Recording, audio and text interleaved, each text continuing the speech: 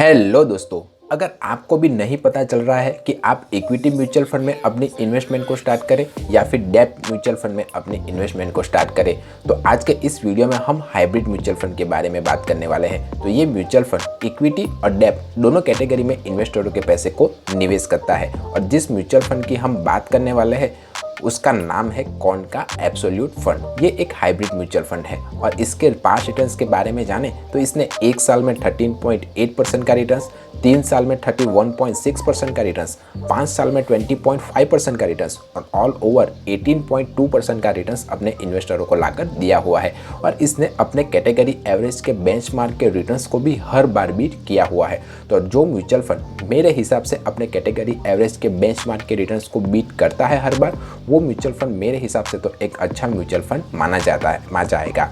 तो आप भी इक्विटी या डेब्ट इन झंझटों में पड़ने की जगह इन दोनों में एक साथ ही निवेश करना चाहते हो तो इस तरह के हाइब्रिड म्यूचुअल फंड में आप अपने इन्वेस्टमेंट को स्टार्ट कर सकते हो। अब हम इस म्यूचुअल फंड के कुछ बेसिक डिटेल्स के बारे में जानें तो इसका एक्सपेंस रेशियो 0.56% है, जो मेरे हिसाब से एक एवरेज एक्सपेंस रेशियो माना जाएगा।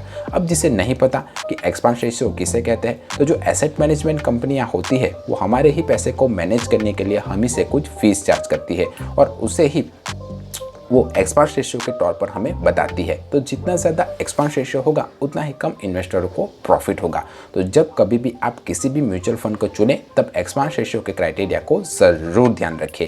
इसका AUM 762 करोड़ रुपीज़ के आसपास है। AUM यानी कि एसेट अंडर मैनेजमेंट, यानी कि ये म्यूचुअल फंड इतनी अमाउंट के रुपीज़ को मैनेज कर रहा है। ये mutual fund benchmark CRISIL hybrid 35+65 aggressive को फॉलो करता है। और अगर आप इस म्यूचुअल फंड में अपनी SIP को स्टार्ट करना चाहते हो तो मिनिमम अमाउंट 1000 रुपीज़ और लमसम अमाउंट 5000 से स्टार्ट कर सकते हो। इस म्यूचुअल फंड ने इक्विटी में 77.55% रुपीज़ इन्वेस्टरों के निवेश किया हुआ है। तो इक्विटी यानी कि शेयर मार्केट के उतार चढ़ाव का तो इस म्यूचुअल फंड के ऊपर सीधा असर आपको देखने को मिलेगा ही मिलेगा। पर साथ ही साथ इसने डेब्ट यानी कि गवर्नमेंट सिक्योरिटीज़, गवर्नमेंट बॉन्ड जैसी सेफ सिक्योरिटीज़ में 16.92% की इन्वेस्टमेंट की हुई है। यानी कि ये म्यूचुअल फंड बैलेंस टाइप का म्यूचुअल फंड माना जाएगा, ज़्यादा रिस्की भी नहीं और ज़्यादा सेफ भी नहीं। एलोकेशन बाय मार्केट कैप देखें तो इसने लार्ज कैप में 72.18% और मिड कैप में 5.37% इन्वेस्टरों के पैसे को निवेश किया हुआ है। टॉप स्टॉक होल्डिंग कंपनियां देखें तो ITC limited, Ambuja cement, Adani port and special economic zone और रिलायंस इंडस्ट्री जैसी अच्छी कंपनियों में इसने इन्वेस्टरों के पैसे को निवेश किया हुआ है। एलोकेशन बाय सेक्टर देखें तो consumer and staple, energy, finance and material sector में इसने इन्वेस्टरों के पैसे को निवेश किया हुआ है।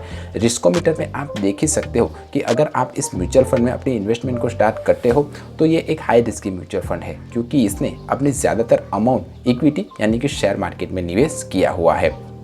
इसका स्टैंडर्ड डिविएशन 17.09 है, जो अपने कैटेगरी एवरेज के स्टैंडर्ड डिविएशन से बहुत ज़्यादा है। अब जिसे नहीं पता कि स्टैंडर्ड डिविएशन किसे कहते हैं, तो स्टैंडर्ड डिविएशन एक रेंजिंग फैक्टर है।